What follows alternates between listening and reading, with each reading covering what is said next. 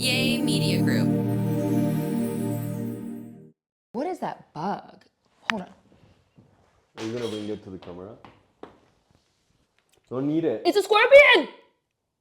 It's a scorpion!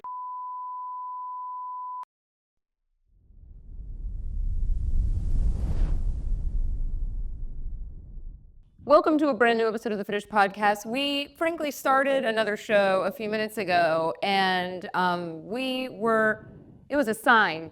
We started talking a little bit of politics, which really isn't something we like to do anyway. And this happened. Don't eat it. It's a scorpion! I just saw that out of the corner of my eye. It's a baby scorpion. I think we brought that baby scorpion from... I never saw a black one.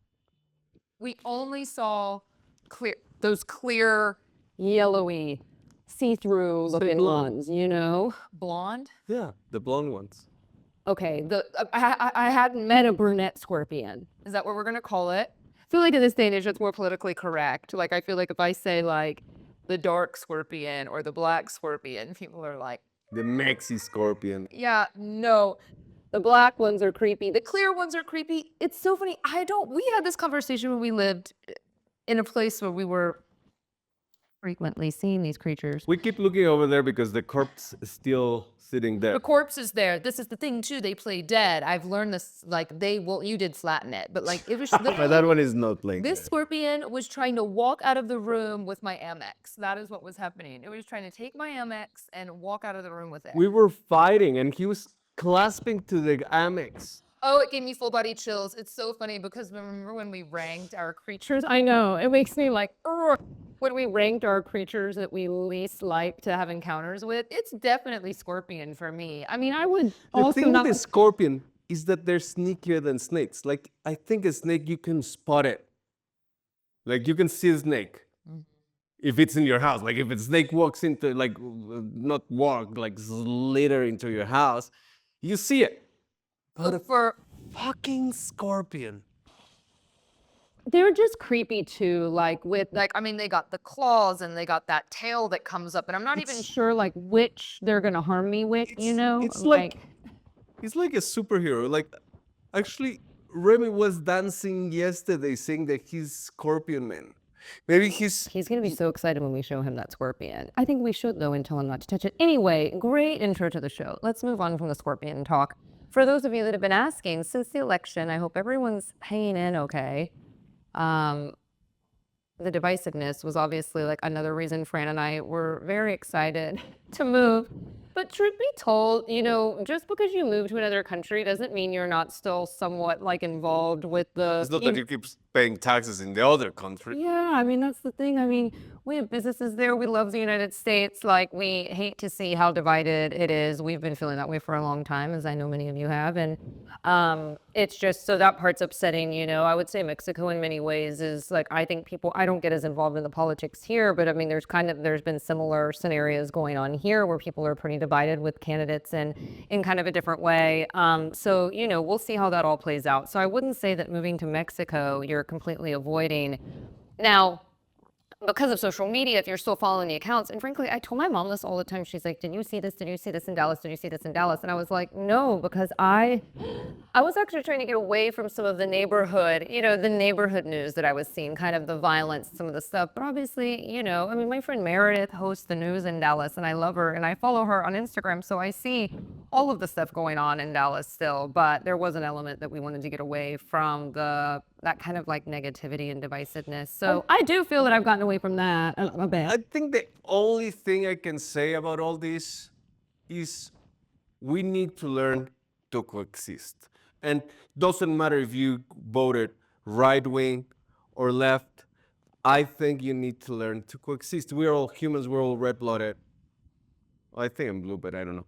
I mean, we do coexist. Yeah, but learn how to like be nice to each other. Like it's the same, we breathe the same air. I think Nice, Fran. It's a nice sentiment. I know. I think a lot of people feel that way, but I think a lot of people feel very strongly about their moral or, you know, socioeconomic or political or feminist kind of beliefs that it's easy to say we should coexist, but I think it's gotten increasingly more difficult when you find a friend of yours, feels a completely different way about things that you do, it does make it hard. I mean, you can't help but judge But when people have a differing if opinion, you know? you have such a great point. If you call him a friend, it's because you have many other things in common. Let that one slide. If he thinks that one thing is better, it's all politics. It's all like whatever fits your vibe, your environment. If you're a capitalist, if you're a environmentalist, like Well, we can agree to disagree on yeah, that. We can agree to I saw someone post on social media. like we are coexisting like that. We agree to disagree. We can still be very happy about it. No, I'm saying I am gonna agree to disagree with you on that point. Correct, and we're gonna still be a I've couple. unfriended people for way less. I unfriend someone because they Shit. still like some shitty ex, like that like did me real wrong.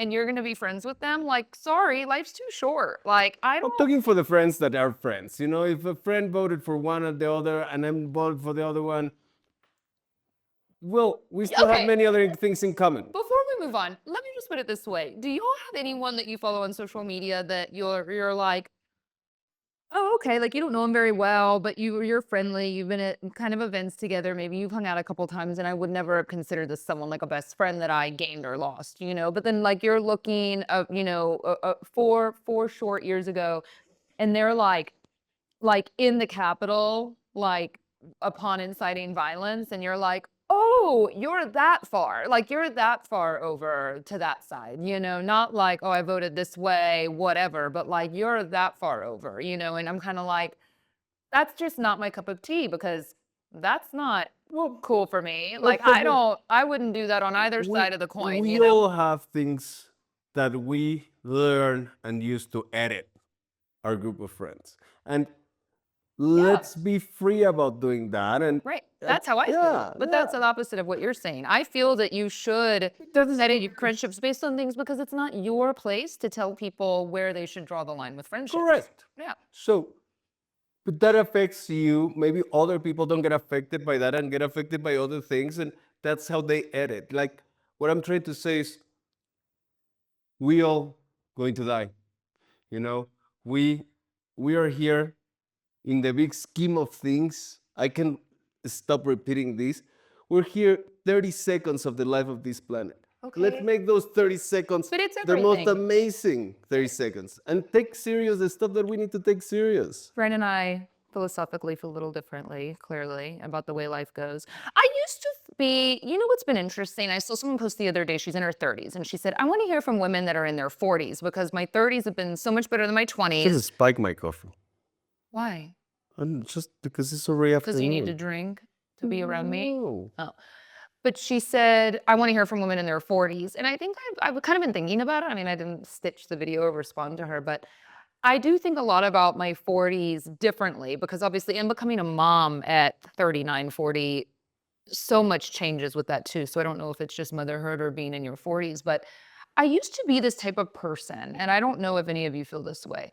I used to be this type of person that I always felt that maybe holding a grudge or, having an issue with someone was very negative. And I always was kind of like, be the bigger person, let it go. And I think, guys, for instance, are great at this, right? Like you'll see guys that they may feel so different than one another politically or, um, you know, this guy cheats on his wife and this guy's friends with him still, and it's kind of like, well, we just work out together. We just go to games together. We just go out to eat together and have beers together. It's fine.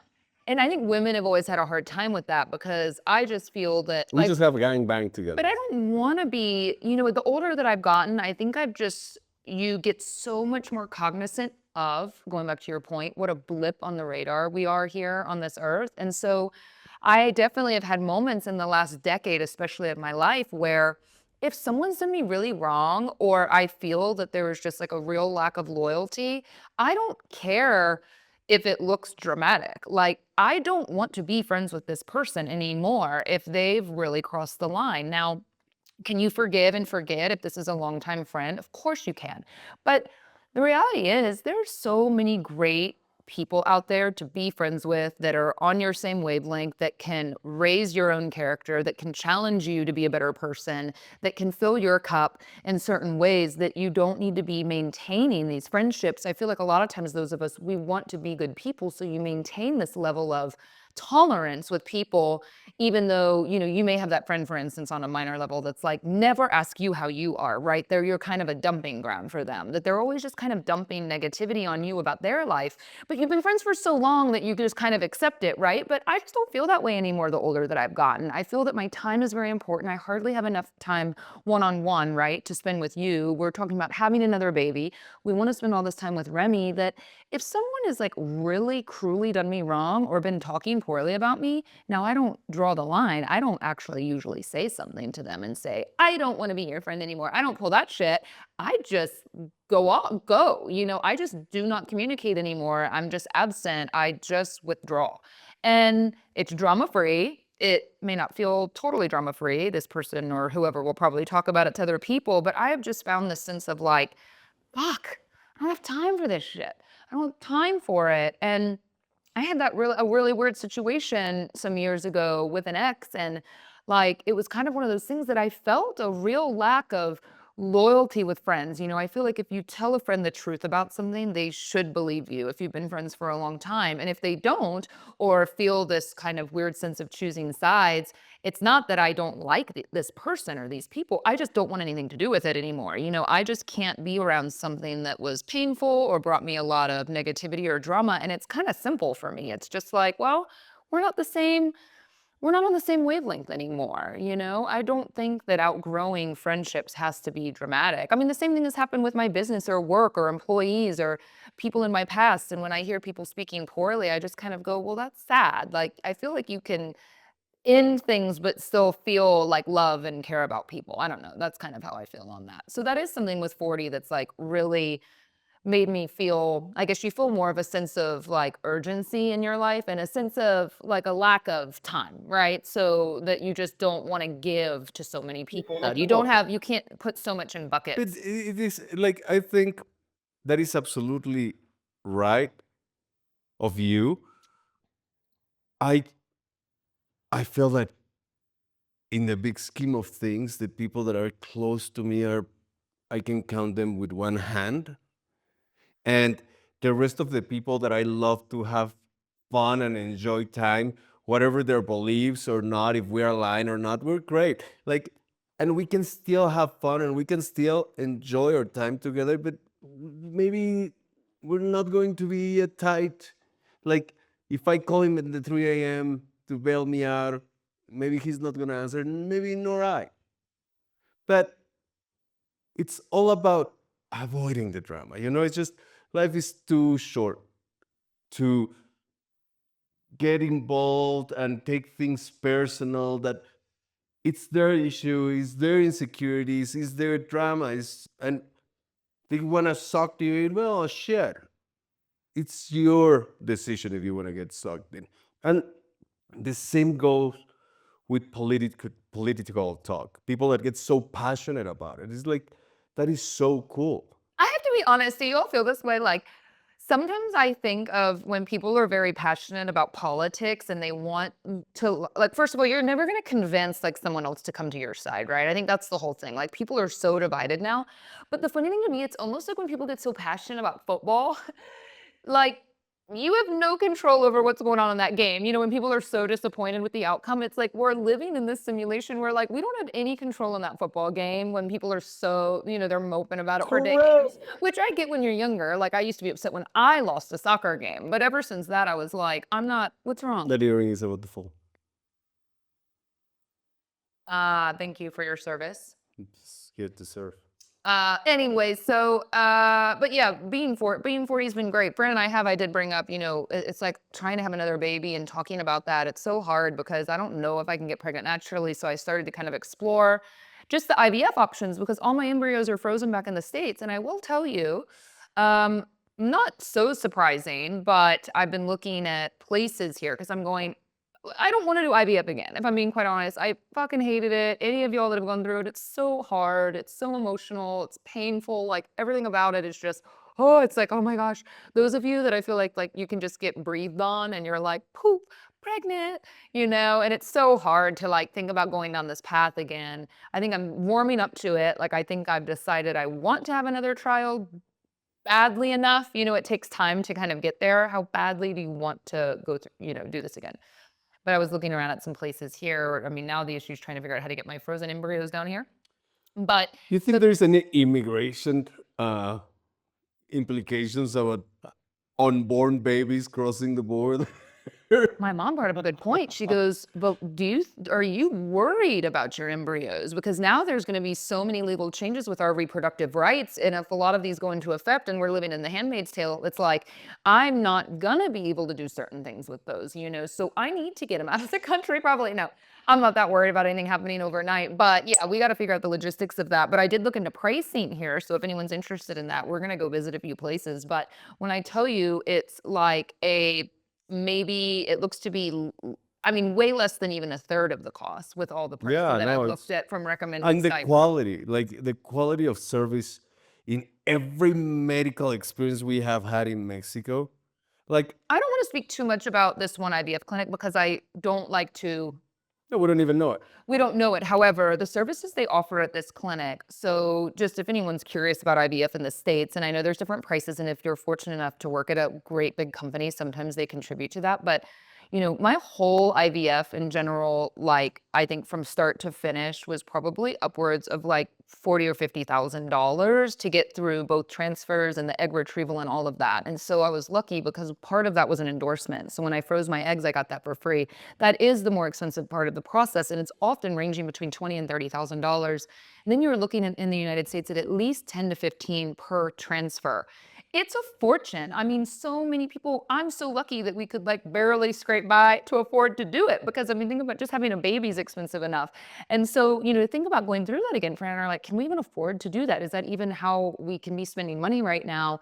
And when I looked at this clinic here, not only is a transfer like $3,000 compared to the 10, which that didn't even include the medicine, by the way. That was just for the transfer. So you're looking at like another, medicine. yeah. So I was thinking it's almost like 15, right? So $3,000 for transfer here. Um, the clinic also offers acupuncture, massage, nutritional guidance, and Tacos. therapy. Talk. I'm just kidding. No, they don't offer tacos. And how amazing, because I did all of those things. I did the acupuncture when my first transfer failed. I don't know if I can attribute that to like working, but I got pregnant after I did it. So, acupuncture, massage therapy, mental health therapy, and nutrition, which a lot of times when we're trying to get pregnant, there is a lot of dietary contribution to that. So really fascinating that some of the clinics are like this full service and offer that here. And maybe again, it's just the legality issue in the United States with our healthcare system. Like you don't get pregnant and you sue the massage therapist, or I don't really know. I don't really know why they don't offer all those services when they recommend you all those services. So anyway, really interesting. I'll keep you all posted on that journey a bit. Hopefully, on a personal level, we kind of need to go through this and figure out what we're doing. But Yeah, I think we will keep you posted with the step by step that we take. But it's so just from the get go, the service and the quality that you feel from a doctor in Mexico.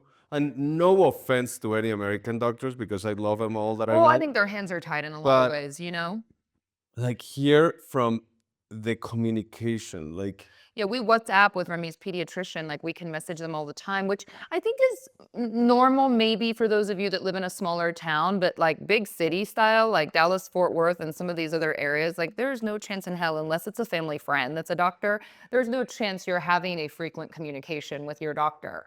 My OB was like a fan of mine. Like she was a fan of me on the radio for years. And so I thought for sure I'd get her celly so I could be like, hey, and like no go. She basically gave me some cool thing to present to them if I went into labor to be like, you call me right now. but Yeah, Like if Like you her went, calling card that was basically like, yeah, for sure. But it's like, isn't that so weird that like my own OB could maybe follow me on social media, but I still don't have a way to contact her? Which, I mean, I shouldn't get any special treatment. I've never been that type of person, but I just think it's funny the level of care. Like here, like no one gives a shit about me or who I am here, which is fine. and we But I get the still, cell phones of all of yeah, them. but we get great. I mean, you get treated kind of like, Like you're important. for the first time since Remy have had horrible eczema, we found someone here in Mexico City Yeah. that control that monkey's eczema, which is amazing. Yeah. So again, we're still very happy with this decision. We have, friend, gotten a lot of questions in general about, or I get them. I don't know how communicative you are with our listeners on your social media, or if people ask you They questions. don't ask me many questions. But if you've you asked- ask me questions, If you've asked for a question and he's ignored you, send it to me so then I yeah. can send it. I'll So read it aloud next the time. thing is that I'm not very tech savvy, so I realize that I have 10,000 million inboxes in my Insta. Like Yeah. there's the general, there's the private, there's the request. So sometimes I don't go through all of them, and when I go to all of them, I see that people have messaged me like a week or a month or a year ago. So I will get to it, but if you message me, I'll make sure to be on it this time. And But something what I was going to say is people have been asking quite a bit about, moving here, more and more of you all the time, or you fantasize about it. And, you ask quite frequently, like, is it difficult? And I think difficult could be psychological level or the literal level. On the literal level, to tackle that, it's probably the easiest country to move to, I would assume, with its proximity to the United States.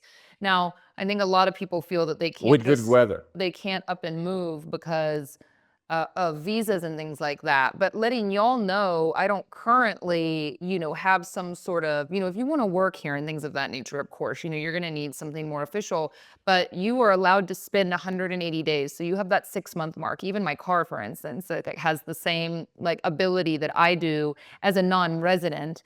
I can spend 180 days here. Now, obviously, I go back frequently enough to get my passport stamped that I'm not here for more than 6 months at a time before returning to the United States. My mom actually went back in October for this reason. It's obviously not difficult to go back to the US once a year. You could literally cross the border, get your passport stamped, right? And like go back. I don't know how long you have to stay, but you could go back again. There's a couple programs, and I'm not gonna go into a lot of depth into this, but we have a way to fast track. In Mexico, we have a way to fast track your residency. If you've been in the country in the past 5 years, you have a stamp in your passport, but there's certain particularities that need to follow. But it's fairly simple right now as an American to come to Mexico. And if you ever think about it or need any help, please feel free to contact me. We're working really hard. Like right now, my whole focus this time that I've been in Mexico City is to better understand the real estate environment and streamline it for anybody in the US that want to come here, want to buy property, be able to get a mortgage as an American citizen with no Mexican ties. All of that, I'm able to help you with that. I think we've done an amazing job so far. We're about to launch a new project, hopefully in the next month, and we'll keep you posted. Thank you for that commercial. Yeah, of course. That was nice. I would say the hardest thing is language.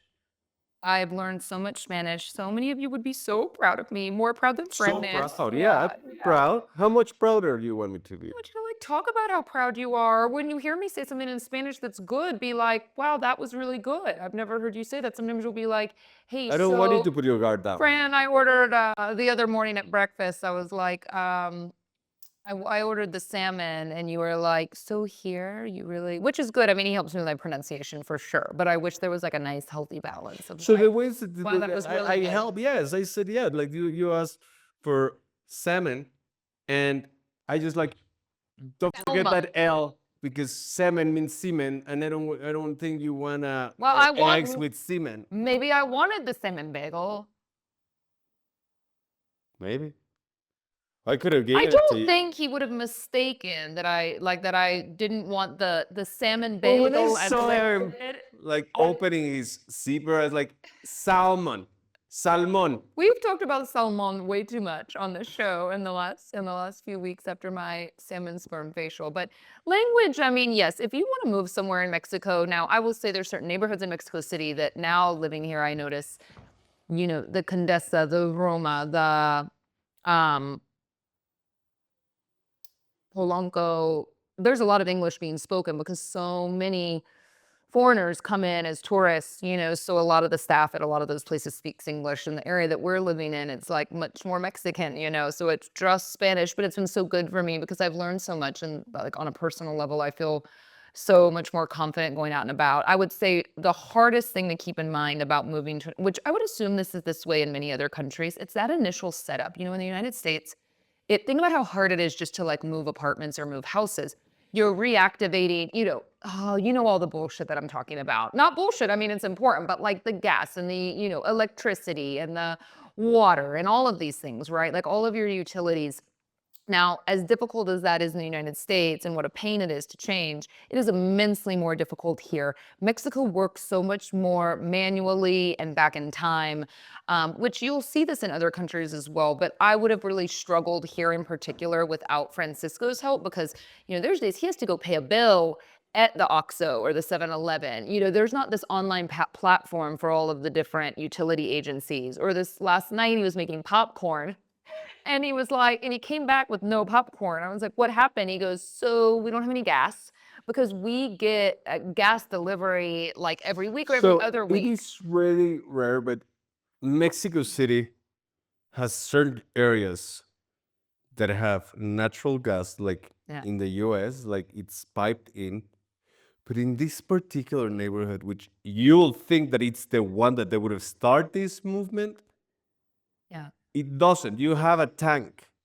And the same is true in a lot of other communities. I mean, we have running water with a filter so we can drink that water, which Even is in great. Todos Santos, we had running like. But a lot of the people in Baja, they get a water truck that comes in once a week. So if you got to be very cognizant of your water intake. So those kinds of things throw you a little bit, that, and if you don't speak the language and you have to go to an office, like obviously that could be a whole day.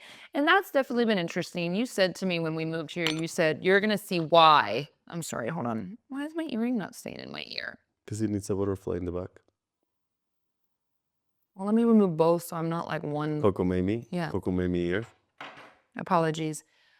You said to me, you're going to see why, why the US is just more convenient in a lot of ways. But this is the thing, pick your poison, literally. I just think the beauty of moving and doing this and kind of showcasing this for y'all is that if there was any doubt, We're 75 degrees right now. If there's any doubt. if there's any doubt, nowhere's perfect. Everywhere has their problems, everywhere has problems. It's just what kind of problems are getting in the way of your day-to-day life, are the problems. We have a wonderful life here in Mexico, and this has been a great experience. And number one, most importantly, Fran and I talked about this last night. Remy, like our son is very happy. And I said, he's happy at his school. He's happy. He says he loves his house. He's very proud of his home. He's a happy boy, and that's all that matters, right? At the end of the day, like even if I was kind of struggling here, and I think I have had my moments of struggling. I cannot believe I've lived in Mexico for almost a year. How cool, but also hard, hard, hard. And it's hard to talk about how hard it is to people that are from here and that live here because they're like, okay, whatever, like how lucky you. But it is hard. It's hard for anyone to move to another country. And I said to Fran, even if the women hadn't been as nice as they had been at school, and, because I've heard that, how it is trying to make new mom friends. It can be tough. And then here I'm this American girl. I'm like the gringa coming in. So they have to, change the way they talk for me and kind of accommodate. But so many of the moms have been so kind. And I said to Fran, even if they'd been mean to me, but Remy came home every day from school so happy, I'd be like, fuck it. I'll find friends somewhere else, like at another, working out or doing something different. Because like, I think as long as your child's happy, that's just, you kind of wait on that. You just want to feel that they're growing and thriving and developing. And yeah, so I'm working on a list for y'all. If you want to come visit us here in Mexico City, it would be great. There's just so many great places, and kids are welcome truly just about everywhere here. So you can feel okay with your kids melting down in a restaurant or running around, and it's really nice. You don't feel like you have to have that separation of life as much. Yeah, I think the quality of life is just about the quality. Like, I think Mexico, it's more about quality of the everyday. You know how people talk about in Europe, which I haven't, I've spent some time in Europe, but people always say people in Europe in general, like, they work to live and not live to work. And this mentality we have in the United States, I mean, granted, things, shit's expensive. You're expected to work very long hours. It's very hustle culture. And sure, I mean, there are people in Mexico that work incredibly hard, but they also know when to enjoy their time, or they have found a better way to like blend the work and pleasure of life together. And it's such a beautiful thing. And it's really just kind of made me slow down a bit, and you reevaluate as well. Like, what do I want out of life? So interesting, isn't it? Because it's like, is it always about more money or, a new position, a new job? And then sometimes you go, well, when is enough enough? Is enough being healthy, not taking your life for granted, being as happy as we can be? There's never enough time in the day, but I definitely have found my days to be more enjoyable. I should say that, since living here, because I'm just appreciating my day to day more. And maybe it's being in this country and with this culture that allows that, that's different than in the United States. I'm not sure. I felt very alone as a mom in the US. And I think that it's a product of women are expected to do so much, with kids and taking care of a house and the cleaning and the cooking and going to the grocery store and the school activities and all of these things. I mean, not that the men aren't as well, but it is much more expected of women to make sure that the house is in order and all these things are taken care of in these more traditional roles. And I think, in Mexico, so many of us are so fortunate to have more support in the home, and also just the family support that I have here. And I found that women are like, I don't know how to say this, but they're like, they think of you more. And I don't think it's because women in America, I mean, myself included, it's not because I'm not thinking of my other mom friends. We just don't have fucking time. Like, in the day, you don't have time because you're tired and you're busy and you go to the store. But here it's almost like everyone always asks, like, do you need anything? Are you okay? I can't tell you how many times women have reached out to me like, do you need anything? Like, are you okay? Like, how's it going? It's just so nice, And I don't know if it's just this like familiar I family think we've mentality. stumbled upon really a jackpot because we found a great community from the get-go in Mexico City. Like, we found a great group of parents. With you found because you, kudos to you, you found this great school for Remy, and it's been smooth sailing. We haven't gotten none of our transition from Dallas to Mexico was ever going against the current. It felt like Yeah. we were meant to do it, and our whole environment aligned up to do it. I think it's so great that, as again, you realize this when you get older, if you're going through something right now and you feel like you're like hitting dead ends, like whether it's your kid's school or the group of friends they're in, or your own group of friends, or you lost your job, or there's all these things that I think you always used to be like, God, why is shit always going against me? That life feels difficult. Every move you make, it's like a resistant. I can't tell you enough. I never realized this until some of those things started happening to me in the last couple of years, and I went, pivot. Like, the universe was like, I didn't realize it at the time. The universe was grabbing me and shaking me and saying, there is something different, or maybe it's more, or it's just different for you out there because, life should be a little smoother. I mean, let's be real. Life's hard enough as it is. Relationships are hard. Things take work. You're going to have bad days. But if all these things, like, you feel like the world is against you, I think the world is like telling you to make that move, make that pivot, make that career change, take the leap. Your kid's unhappy in school, I mean, things are easier said than done, of course, but it was not easy. Making this huge move was terrifying. It's the hardest thing I've ever done in my life. Harder than having a baby. I really think having a baby was hard, but like making this move to another country and, moving the family and doing all that, this was so hard, Fran, on us. But, um, It's been a nice adventure. And I think we could do anything now. You know, when we talk about what if we had to move again? Not in the next 6 months. No. No, we do plan. We have intentions on being here for like we say like at least 3 to 5 years, right? We knew we could land here for a while, but nothing's forever. Nothing has to be forever anymore. So, you know, if you're feeling stuck, don't stay stuck. Because how miserable, you know, Yeah, no, miserable over time. you can be. It sounds like a cliche, but you can be whatever you want to be, whatever you put your mind into, and you. Well, I mean, I can't be an astrophysicist.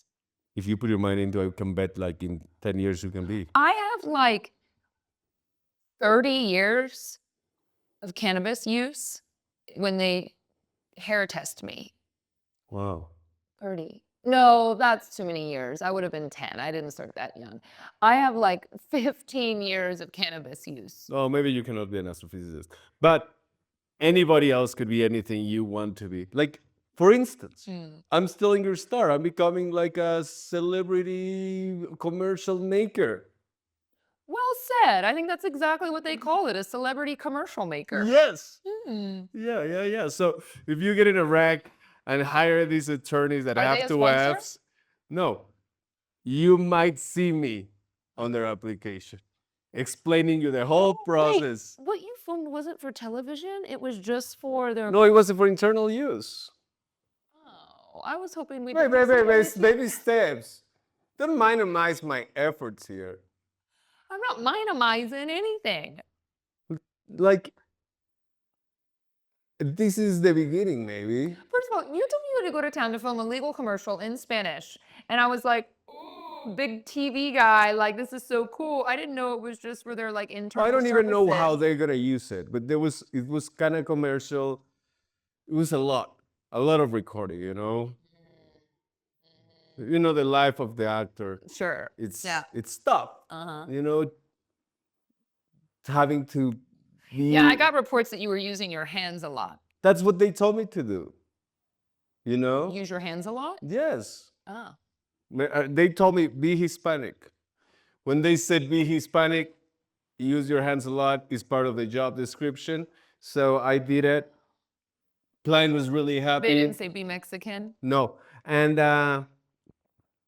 no, because there's a lot more south of the border, you know. But yeah, maybe in 5 years we're gonna laugh and like, oh my God, I got discovered. Like, look at me. Yeah. You're gonna be doing Oh, big commercials in Spanish commercials. for all the brands. Yeah. Yeah. A movie here and there, you never know. Series, a show in Netflix, you never know what's next.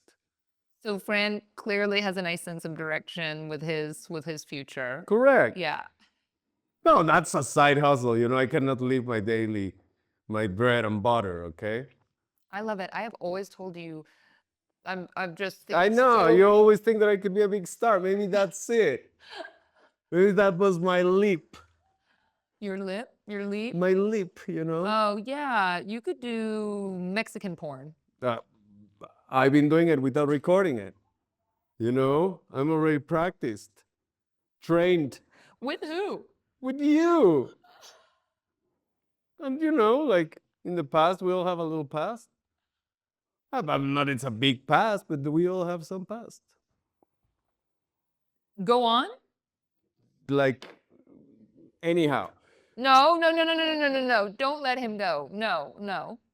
What? What are we talking about? I'm ADD. I lost focus. You're like the ADD gaslighter. What are we talking about? You're the one that brought it up. So go ahead. Yeah, so you never know what the future can bring. No, we're talking about the past. No, we're talking. It's about the past. I do. Now that you reference that you have this small pornographic past, what is It's what? so pornographic past. It's all practicing, you know. No cameras, no crew. Oh, so you mean you've had sex in the past? Yes.